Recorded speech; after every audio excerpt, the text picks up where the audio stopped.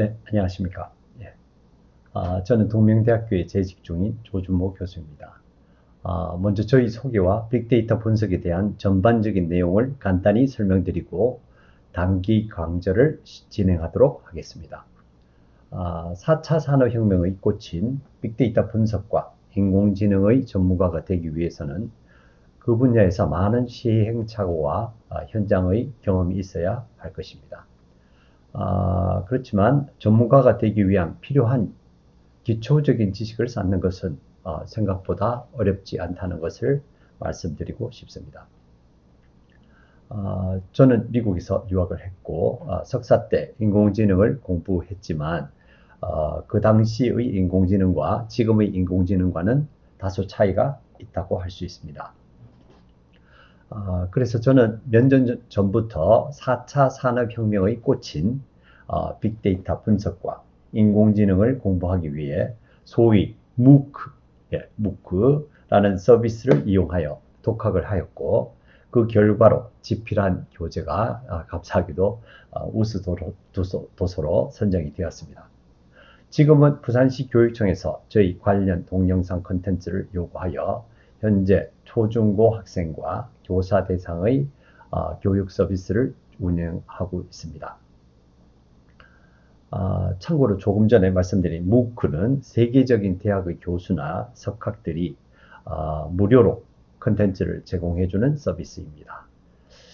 국내에서도 관련 서비스를 하고 있는 것으로 알고 있으니까 여러분들은 관심이 있으시다면 원하는 주제를 선택하셔서 수강하시면 많은 도움이 될 것입니다.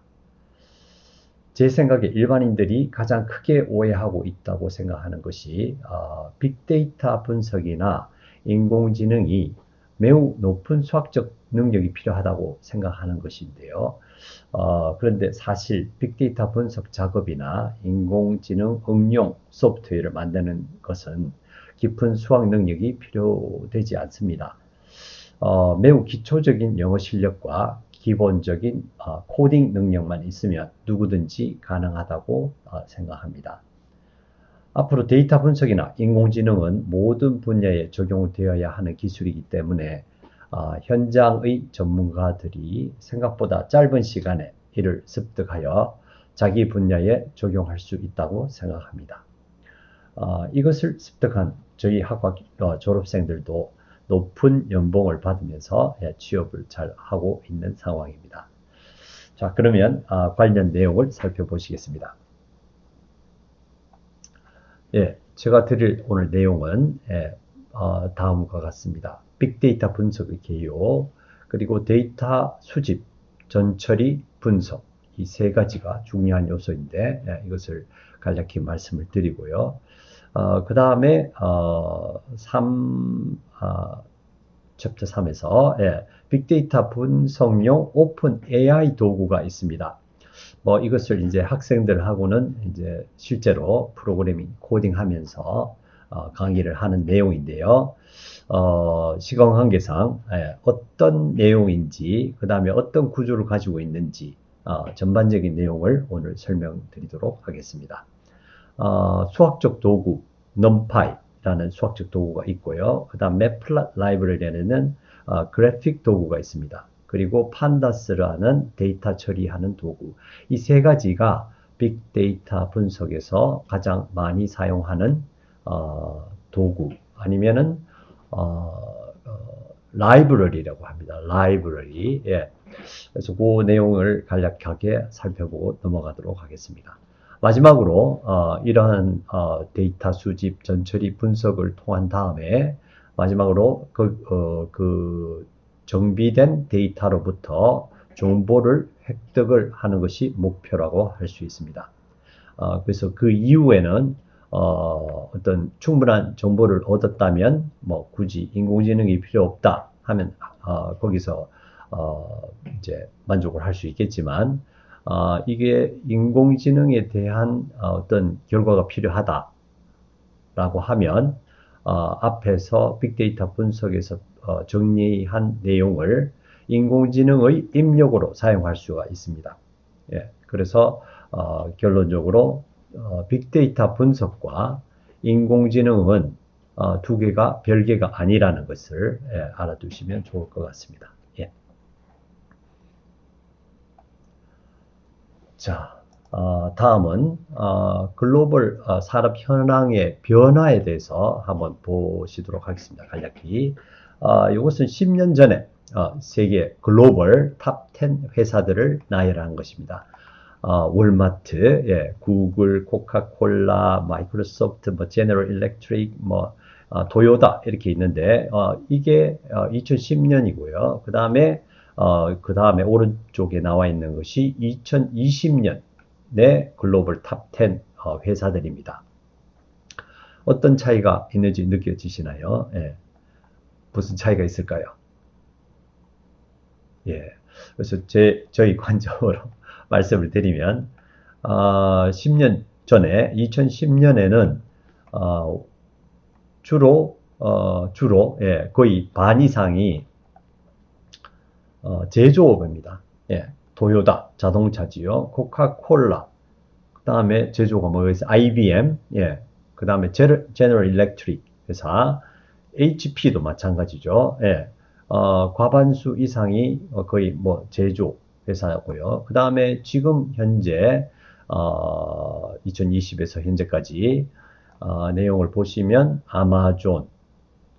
아마존에서 뭘 만들까요? 예. 여러 가지 일을 하고 있습니다. 유통업체라고 할 수 있는데 요즘은 클라우드 서비스를 해주고 있고요. 예. 사람들이 모여서 여러 가지 기업에 필요한 웹 서비스 이런 것들을 제공해주는 업을 하고 있습니다. 그 다음에 구글, 애플 폰을 만들기는 하고 있지만 그 안에서 사람들이 모여서 여러 가지 활동을 할 수 있도록 하는 플랫폼의 역할을 하고 있다. 그것이죠. 그 다음에 마이크로소프트, 그 다음에 삼성하고 화웨이, 이건 하드웨어를 만들긴 하는데, 역시나 플랫폼을 지원해주는 하드웨어인 면에서 서로 상호 간에 작용을 한다는 내용을 알 수가 있습니다. 나머지는 은행들, 예, 그 다음 페이스북이고, 페이스북은 이름이 바뀌었지요. 메타로 바뀌었습니다. 그래서 이런 것들의 변화를 보시면 제4차 산업혁명 이후에 빅데이터라든지 인공지능이 중요해진 요소를 살펴볼 수 있다고 할 수 있습니다. 예. 그래서 간단하게 플랫폼이란 무엇이냐를 정리를 해봤는데요. 예. 플랫폼은 5원은 예, 정류장, 공항, 지하철역 등 사람들이 어떤 일을 하기 위해서 모여 있는 장소입니다. 예. 그래서 사람들이 모이는 어떤 환경을 제공한다 이렇게 보시면 되는데 크게 세 가지로 나누어 봤습니다. 하드웨어 플랫폼, 소프트웨어 플랫폼, 서비스 플랫폼 이렇게 하셔서 네, 하드웨어 사람들이 많이 사용하는 하드웨어라고 생각하시면 되는데 운영 체제가 여기에 들어가겠죠. 윈도우라든지 유닉스 같은 것들. 그 다음에 소프트웨어 플랫폼, 프로그래밍 랭귀지들, 예, 이런 것들이 소프트웨어 플랫폼에 들어가고요. 그 다음에 서비스 플랫폼, 역시나 사람들을 모으게 하는 어떤 플랫폼이라는 점에서 플랫폼의 의미를 살펴볼 수 있겠습니다. 다음은 비대면 산업의 현재인데 포스트 코로나 시대에 4차 산업혁명이 가속화되고 있다라는 말을 전문가들이 하고 있고요. 그 다음에 다양하게 사람의 작용을 최소화하면서 여러 가지 편리한 서비스를 제공해주는 그런 것들이 있습니다. 아마존 고, 마트인데요. 예, 그 계산하는 사람이 없이 물건을 집어서 가지고 나오게 되면 자동으로 과금이 되는 그런 서비스의 마트입니다. 모비마트는 중국에서 사용을 하고 있다고 들었는데요. 이게 마트인데 움직입니다. 그리고 여기 상단에 드론이 있어서 근교에 주택에서 신청을 하게 되면 주문을 하면 드론으로 택배를 하는 그런 서비스를 제공하고 있습니다. 이러한 여러 가지 아이디어들이 나와 있고요. 이런 것들이 다 빅데이터 분석 기술을 활용했고 그 다음에 실시간 쇼핑 정보 분석으로 쇼핑 행위 예측과 자동 발주를 하는 기능을 제공해주고 있습니다. 다음은 빅데이터의 필요성이라고 적어놨는데 실시간적인 고객의 데이터 분석을 통해 기업 마케팅 모델을 최적화할 수 있고요. 그 다음에 신속하고 정확한 의사결정으로 경쟁력 확보를 할 수 있고 빅데이터를 입력으로 하는 인공지능을 활용함으로써 새로운 비즈니스 패러다임을 구축할 수 있다. 뭐 예로 도미노 피자는 고객의 요구를 파악을 해서 파악을 해보니까 우리나라에 골프를 많이 쓰는 골프를 많이 하는 주니어들이 있다는 것을 알게 되었고 야구팀도 마찬가지입니다. 그래서 대회 지원을 해줌으로 해서 기업의 브랜드 이미지를 높이는 그래서 1위에 등극을 했네요. 여기 표를 보니까. 그래서 그런 식으로 빅데이터를 활용을 해서 기업의 이익을 창출하는 이런 서비스들을 많이 연구를 하고 있다는 것을 볼 수가 있습니다. 자, 다음은 빅데이터 전문가 인력의 부족 현상이다. 워낙 이렇게 산업 전반에 걸쳐서 많은 인력이 필요하기 때문에 몸값이 올라갈 수밖에 없습니다.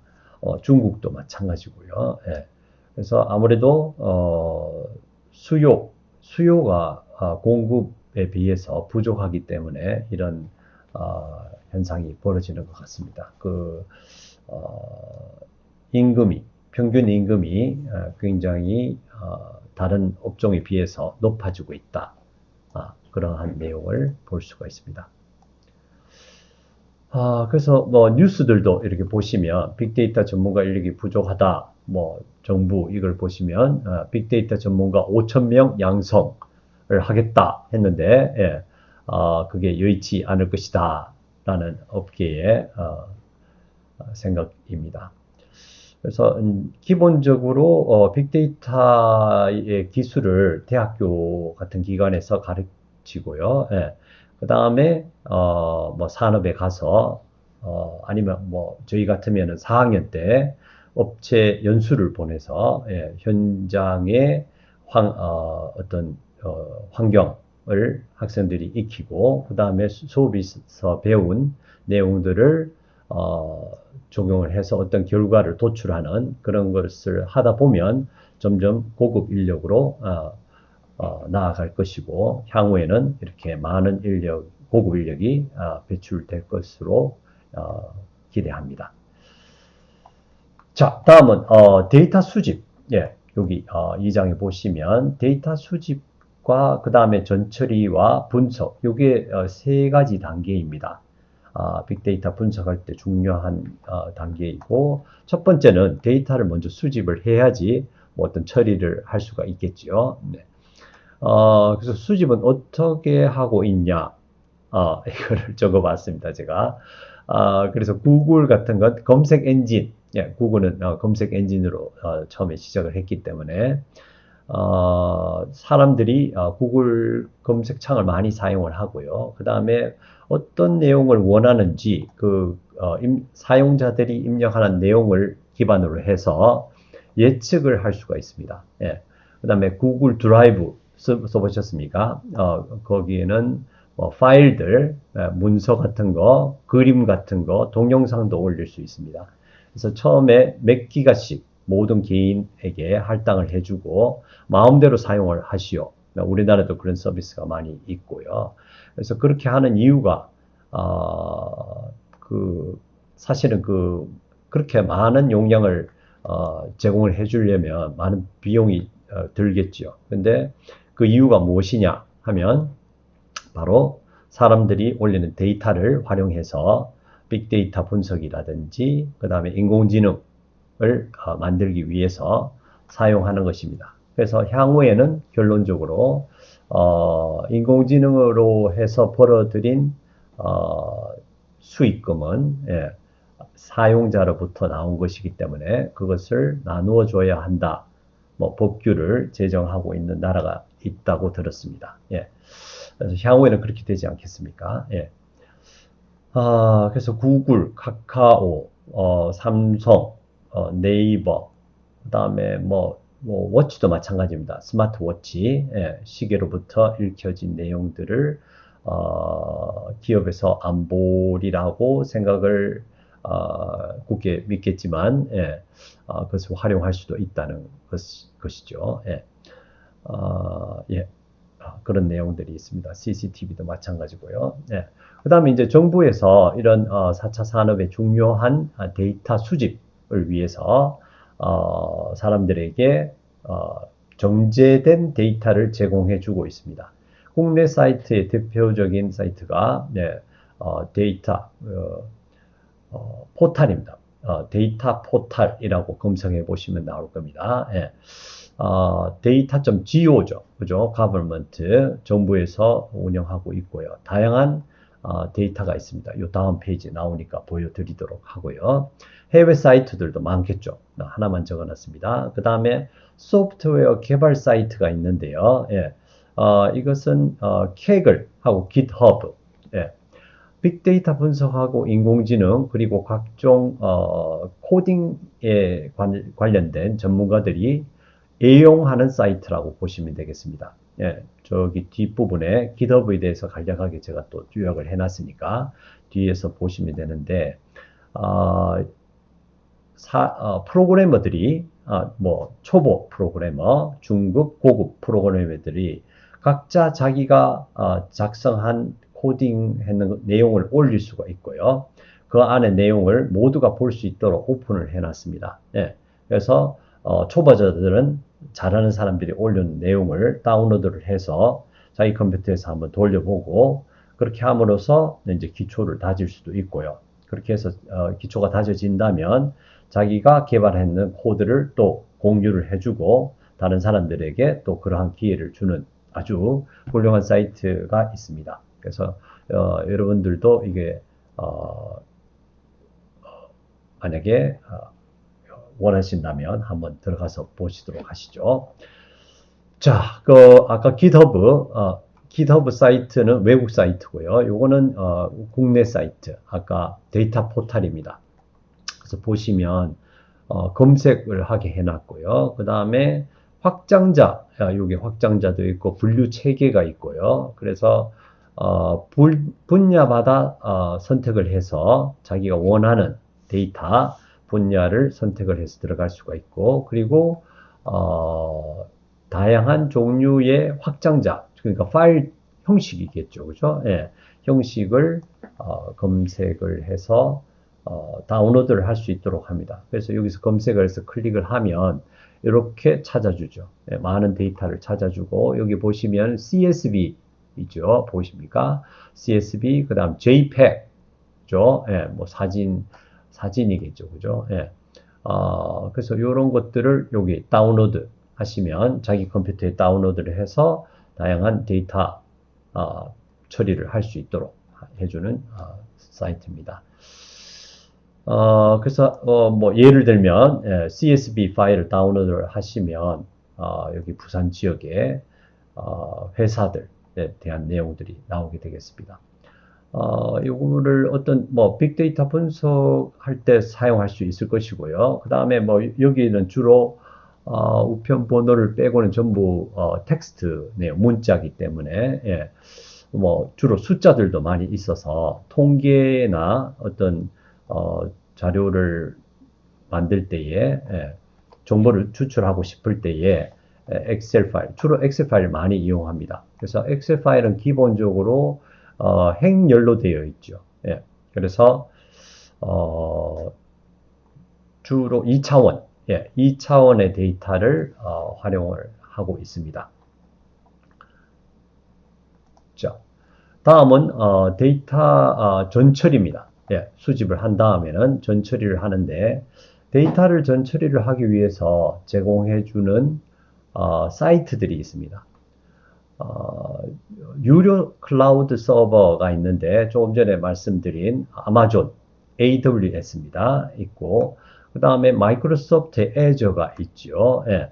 그래서 이 사이트에 가보시면 데이터를 자기가 수집한 걸 올려놓고 그 다음에 내가 이런 정보를 얻고 싶다 하면 여기에서 뭐 코딩을 할 수도 있고요. 아니면 정해진 어떤 뭐 그래프, 예를 들어서 꺾은 선 그래프를 그려달라, 파이형 그래프를 그려달라 요청을 하면 여기에서 그 결과를 보여줄 수도 있습니다. 그리고 뭐 그것은 한 일부이고요. 데이터 전처리를 해준다는 의미에서 적은 거고, 이거 완전히 전처리용은 아니고요. 전처리도 할 수 있고, 그 다음에 뭐 예를 들어서 기업에서 어떤 고객에게 서비스를 해주겠다, 웹 서비스를 해준다든지 다양한 서비스를 해줄 때에 그런 서비스를 문제없이, 그죠? 뭐 예를 들어서 전원이 차단된다든지 아니면 해킹의 문제라든지 이런 것을 방지를 해줍니다. 예. 대신에 유료 서비스가 되겠습니다. 예. 그래서 어떤 보통 큰 기업이나 안정적인 서비스를 원하는 회사들은 아마존이나 마이크로소프트의 애저를 많이 사용을 하고 있는 걸로 알고 있습니다.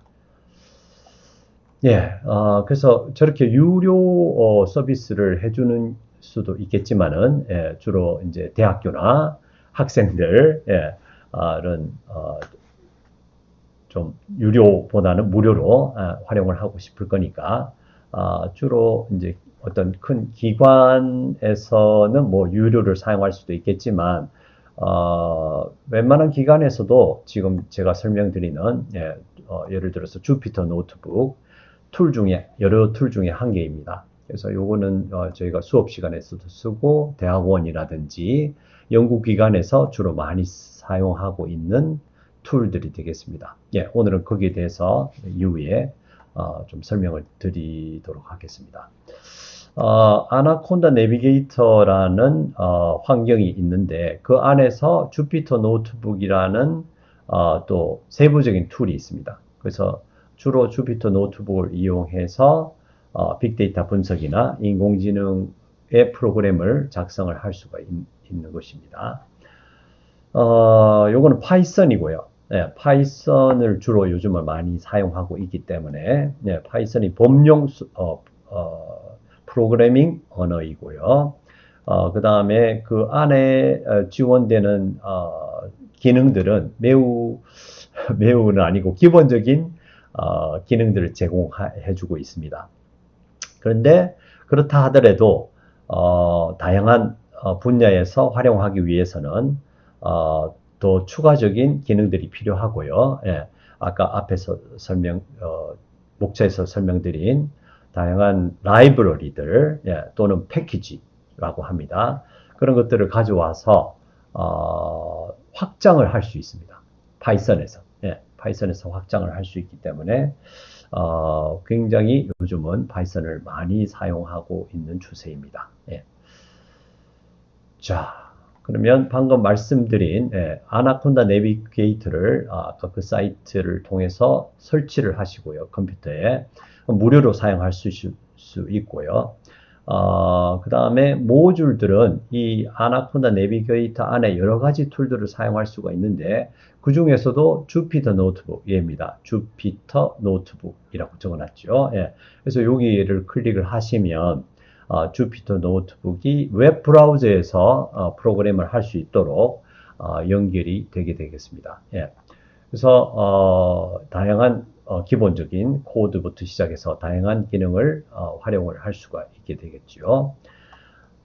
크게 제가 학생들에게 가르치고 있는 내용은 빅데이터 분석 툴들이 있고요. 그 다음에 분석을 하고 데이터를 가공을 한 다음에는 인공지능 입력으로 사용할 수가 있습니다. 그래서 인공지능을 한다 하는 것은 빅데이터 분석을 반드시 거쳐야 된다고 보시면 맞습니다. 그래서 여기 보시면 데이터를 수집을 하시고 인공지능을 할 때요. 그 다음에 전처리를 하시고요. 전처리라는 것은 데이터가 가공되어 있지 않는 데이터들이 많습니다. 필요 없는 데이터들, 필요한 데이터만 뽑아내는 거, 이런 것들을 전처리라고 하고요. 그 다음에 그 전처리가 된 가공된 데이터들을 분석을 하면 빅데이터 분석이 되는 것이고요. 그 다음에 전처리로 해서 나온 것을 거의 다 가공이 된 상태이기 때문에 조금 인공지능에 넣기 위해서는 좀 더 손을 볼 수는 있습니다. 예. 그래서 어차피 이 과정을 통한 다음에 인공지능에 넣는 것입니다. 그래서 인공지능을 한다는 것은 반드시 빅데이터 분석을 기술을 아셔야지 가능하다고 보시면 되겠죠. 예. 오케이. 다음 넘어갈게요. 자, 그래서 아까 주피터 노트북을 클릭을 하시게 되면 웹 브라우저에서 이러한 내용들이 요 박스가 나오는데 요걸 셀이라고 하고요. 예. 그리고 여기서 코딩을 할 수가 있습니다. 방금 간단하게 말씀드리면, 예, 방금 말씀드린 판다스는 데이터를 처리하기 위해서 필요한 주로 2차원 아니면 1차원 데이터를 처리를 하는 툴입니다. 판다스가요. 그래서 판다스는 기본적으로 파이썬에 없기 때문에 이렇게 임포트를 해서 가져와야 됩니다. 그래서 임포트 판다스 해서 PD라는 이름으로 가져오시고요. 그 다음에 데이터 수집에서 가져온 부산.csv 이걸 엑셀 파일이지 않습니까? 엑셀 파일을 여는 것입니다. 예, read 읽어오는 거죠. 예, 그래서 연다고 하고요. 그 다음에 그 안에 그 내용을 accident라는 이름으로 저장을 하고 그 다음에 그 내용 중에 헤드 앞부분에 5개만 보여주는 겁니다. 그래서 0부터 4번까지 5개 내용을 이렇게 아주 정리된 형식으로 출력을 하게 되겠습니다. 그래서 패키지를 가져오고 파일을 가져온 부산.csv 파일을 여시고요.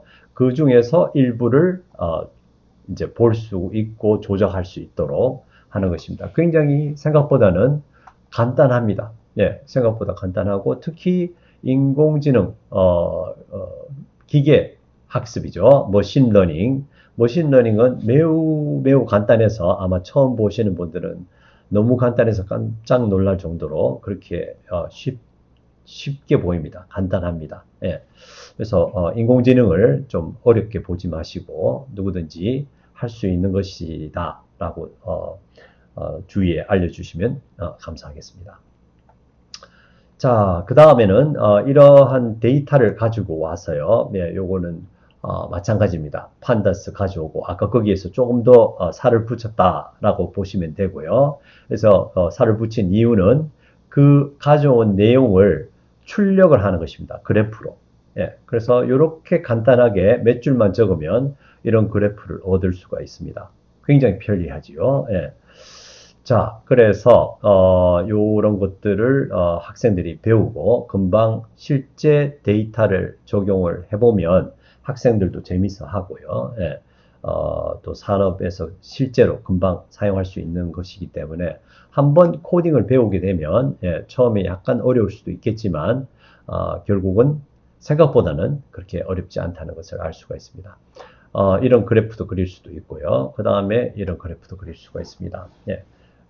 간단하게 이미 이런 그래프 형식이 벌써 정해져 있고 함수 형태로 제공을 해주기 때문에 그냥 불러와서 쓰면 됩니다.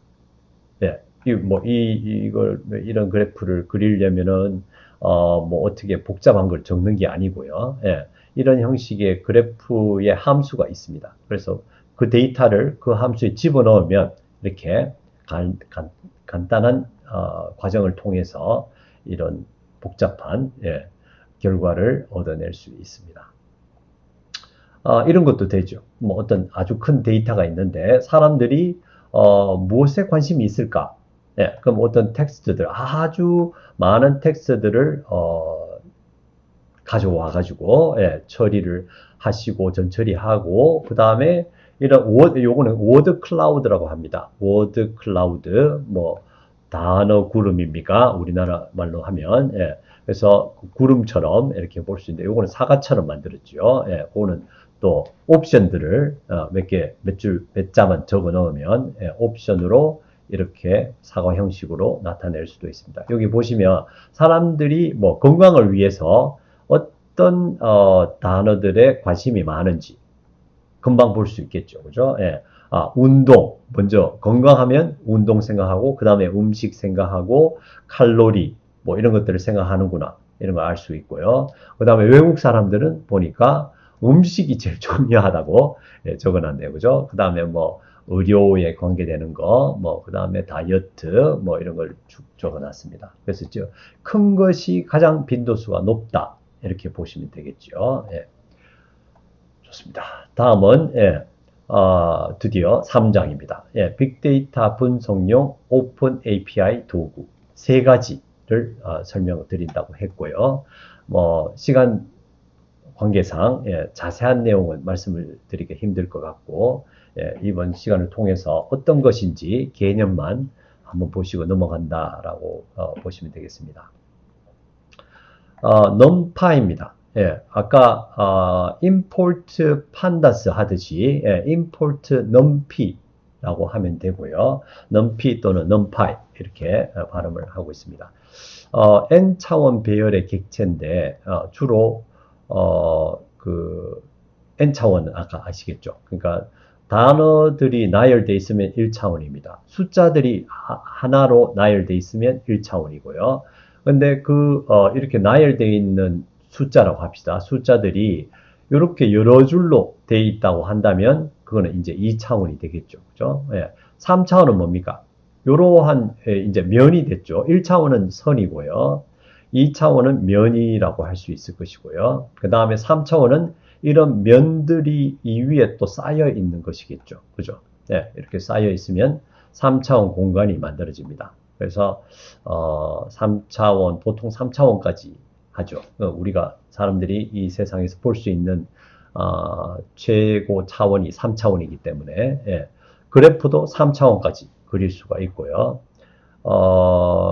2차원은 이제 뭐 속성, 팩터 뭐 이렇게 얘기하는데 그것들이 개수가 한 개면 1차원 선형적으로 그릴 수가 있고요.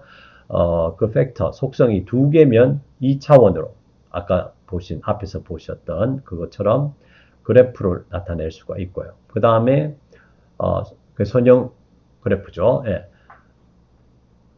2차원, 예, 2차원은 선형 그래프로 나타낼 수 있고요. 그 다음에 3차원은 입체적으로 예, X축, Y축, Z축 예, 해서 3차원으로 그래프를 그릴 수 있습니다. 그 이상 만약에 속성이 있다면 그릴 수가 없겠죠. 그죠? 예, 그래서 만약에 4개의 속성이 있다면 3개만 사용해서 3차원 그래프를 그리면 됩니다.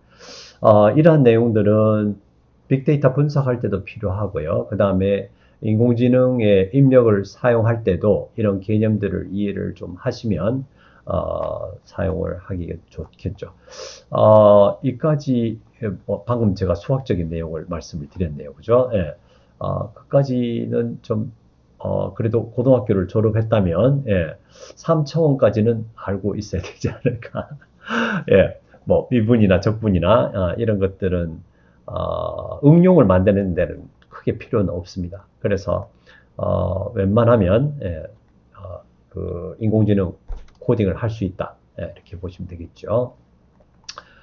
넘어가 보겠습니다. 수학적 도구, 예를 한번 만들어 봤습니다. 그래서 이것도 조금 전에 말씀드렸듯이 import numpy as np 하게 되면 그 numpy라는 패키지를 가져오는 것이고요. 걔를 np라는 이름으로 사용하시오 이런 얘기라서 그래서 np 안에 있는 이게 함수입니다. 예, 뭐 이해를 못하셔도 되는데 그냥 한번 설명을 해보겠습니다. 그래서 함수에 135를 집어넣고요. 그러면 135라는 3개의 원소가 있죠. 여기에 대해서 이 3개의 숫자의 평균을 구해보라는 뜻입니다.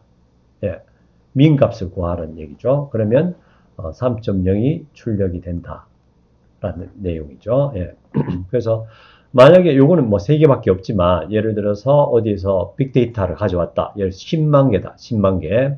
10만 개의 데이터는 또 이렇게 손으로 적지 않겠죠. 여기에 가지고 오는 또 코드가 있습니다. 아주 간단하게 어떤 파일에 있는 것을 이 안에 집어넣으면 파일 이름을 여기 집어넣으면 그 중에서 평균 값을 구해줄 수가 있겠죠. 그래서 요건 예입니다. 평균을 구하든지, 뭐, 최소값을 구하든지, 뭐, 그죠? 뭐, 최대가, 뭐, 여러 가지 수학적인 모델을 이름만 적어주면 한 방에 구할 수 있습니다. 예. 그래서 굉장히 몇 줄 적지 않고 대단한 데이터를 얻어낼 수 있다는 장점이 있습니다. 자, 그 다음에 뭐, 원즈하고 3반, 이거는 이제 2차원인데요. 3 곱하기 4입니다. 그래서 행이 3개 있고, 열이 4개 있다. 이런 뜻이고요. 네. 그 다음에, 요거는, 배열. 요건 1차원 배열이라고 보시면 되고요. 요거는 2차원 배열인데, 첫 번째 줄이 135가 있고, 두 번째 줄이 246이 있습니다. 그래서, 첫 번째 줄의 평균을 구해 보시오. 첫 번째 줄이 아닙니다. 잘못 얘기했죠. 1은 두 번째입니다. 요게 0이고요. 요게 0번. 처음, 항상 배열은, 배열이라고 하는데, 배열은 0부터 시작합니다. 그래서 얘가 0이고요. 얘가 1입니다. 그래서 두 번째죠. 두 번째에 있는 내용의, 평균값을 구해보시오 하면 중간이 4지 않습니까? 그래서 4가 나오는 겁니다. 그런 식이고, 쉐입. 예, 쉐입을 알아봐 달라 하면은 2 곱하기 3이다. 뭡니까? 행이 2개고 열이 3개다 이런 뜻입니다. 예, 요게 출력값이 되겠죠. 출력값은 밑에 나옵니다. 제가 그냥 미리 적어놨습니다. 옆에.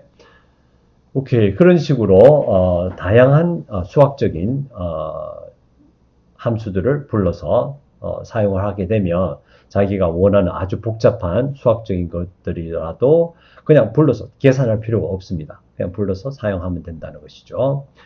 자, 그 다음 그래픽 도구는 맵플롯 라이브러리인데, 예, 그래프나 그림을 그릴 수 있도록 해주는 도구입니다. 예를 들어서 뭐 이런 그래프를 그리고 싶다. 이게 X축이고 Y축이죠. 예, 그러면은 데이터를 1, 2, 3, 4, 5, 요거는 Y 값입니다. Y축에 있는 값들이고요. 그 다음에 X축에 있는 값은 자동으로 자기가 넣습니다. 그래서 Y축에 값만 넣어주고, 플랫해서 쇼 하면은, Y를 플랫 하시오. 그리란 뜻이죠. 그리고 그린 다음에 보여달라 하면은 이렇게 나옵니다. 몇 줄 적지 않고, 예, 이 첫 번째 줄이 필요 없을 때도 있어요. 그래서 요 네 줄만 적으면 이렇게 출력이 됩니다. 간단하게. 자, 그 다음에 이렇게 복잡한 그래프들도 이렇게 몇 줄만 적으면, 이렇게, 그려낼 수가 있어요. Y축의 값이 2개 있고요. 간단하게 보시면. 그 다음에, 뭡니까? 뭐, 여기, 이런 표들, 예, 레전드라고 하죠. 레전드. 예, 그 다음 X축의 이름, Y축의 이름, 그 다음에 X축의 내용들, 예, 눈금의 내용들, 이런 것들 다 표시를 할 수가 있습니다. 그래서 이렇게 간단하게, 몇 줄만 적으면 쉽게 그래프를 그릴 수가 있다. 뭐 이런 형식으로도 할 수 있고, 요거는 이제 통계적인 내용을 이용해서요, 뭐 10개의 데이터를 만들어라. X축과 Y축 해서, 랜덤하게, 그러니까 무작위로 값을 뽑아서 이렇게 그림을 그립니다. 그러면 이 그림을 그릴 때마다 이 위치가 달라지겠죠. 그래서 굉장히 재미있는 것들을 실습을 할 수가 있습니다.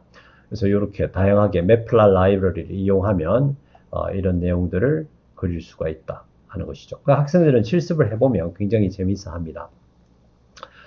자, 그러면 판다스, 예, 판다스 앞에서 나왔는데, 예, 판다스 할 차례에서 다시 보여드립니다. 아까 설명을 드려서요. 예, 파일 부산.csv 엑셀 파일을 열고 앞부분만 보여달라 그 내용이고요. 그 다음에 판다스에서 다룰 수 있는 데이터 형식이 두 가지 주로 씁니다. 1차원 배열, 조금 전에 말씀드렸죠. 예, 쭉 한 줄로 나열되어 있는 거.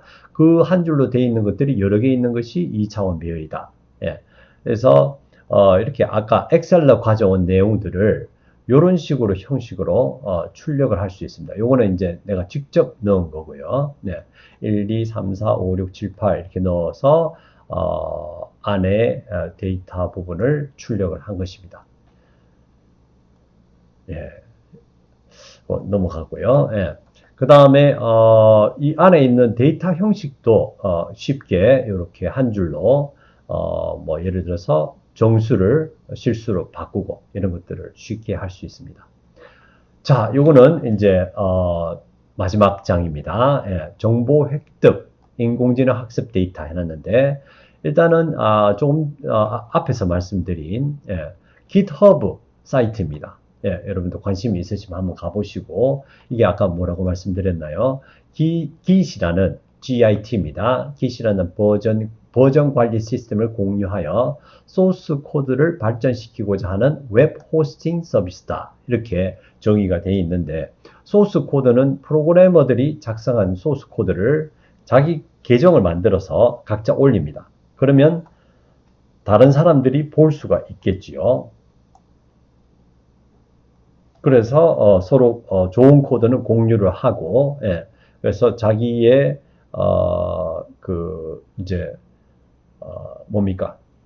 이제 수고를 해주는 것이죠. 다른 사람을 위해서. 그렇게 되면 이것을 프로그래머만 보는 것이 아니고 기업체에서도 봅니다.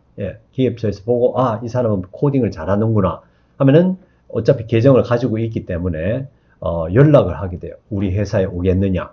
그래서 이 굉장히 중요한 사이트입니다. 이것이. 그래서 프로그래머, 개발자들은 이 사이트를 거의 다 100% 사용하고 있다. 이렇게 보시면 되겠죠. 그래서 이 안에 올려놓으면 이렇게 코드를 볼 수도 있습니다. 볼 수도 있고 다운로드도 할 수 있고요. 여러 가지 좋은 점들이 있습니다. 그래서 마지막으로 인공지능 학습 데이터인데 제가 빅데이터 설명하면서 인공지능 말씀드리는 이유는 아까 앞에서 말씀드렸듯이 빅데이터 분석을 해야지 인공지능의 입력으로 사용을 할 수가 있습니다. 그래서 요거는 기계학습의 예제인데요. 요겁니다. 요게 얼마나 간단한지 보여드리려고 말씀드리는 건데 뭐 스킬런이라는 인공지능 서비스를 해주는 사이트가 있고요. 거기에서 추리 모델의 기계학습 모델을 가지고 와서 그 다음에 내가 만들어 둔 데이터를 집어넣고요. 여기서 학습하는 겁니다. 요게 한 줄이 학습입니다. 학습시키기시고 요거는 모델을 준비하고 학습시키고 그 다음에 그 학습된 인공지능 모델에다가 테스트를 해보는 것입니다. 그래서 만약에 값들이 이러면 걔는 무엇이니 하면은 답이 이거라고 가르쳐 주는 것이거든요. 이렇게 인공지능이 간단합니다. 그래서 일반 사람들은 잘 모르시죠, 그죠? 물론 뒷부분에 이제 요거는 기계 학습이고요. 딥러닝은 조금 복잡하긴 합니다. 요거보다는 복잡한데 그것도 그다지 복잡하진 않고요. 요거보다 몇 줄 더 많은 정도입니다. 그래서 근데 안에 개념들이 좀 있기 때문에 딥러닝은 조금 이제 시간을 두고 공부할 필요는 있긴 합니다. 자, 그래서 결과로 요거는 다양한 기계학습 모델들을 하나의 데이터를 적용을 해서 각각 그 모델들의 성능을 나타낸 것이고요. 그래서 뭐 이 모델이 제일 좋다. 조금 전에 얘기한 추리 모델인데요. 추리 형식의 기계학습 모델이 다른 것보다 성능이 더 좋았다 하는 것이죠. 그래서 보통 상용으로 사용을 하려면 뭐 제 생각에는 90%는 최소한 넘어야 상용으로 쓸 수 있고요. 그 다음에 이런 것들은 좀 더 정제를 하면 성능을 높일 수도 있습니다. 그것을 표로 나타낸 예시가 바로 이것입니다. 그래서 그 정도 해서 빅데이터 분석을 말씀을 드렸습니다. 그래서 짧은 시간이었지만 많이 경청을 잘 해주셔서 감사드리고요. 다음 기회가 된다면 다음에 또 뵙도록 하겠습니다. 감사합니다.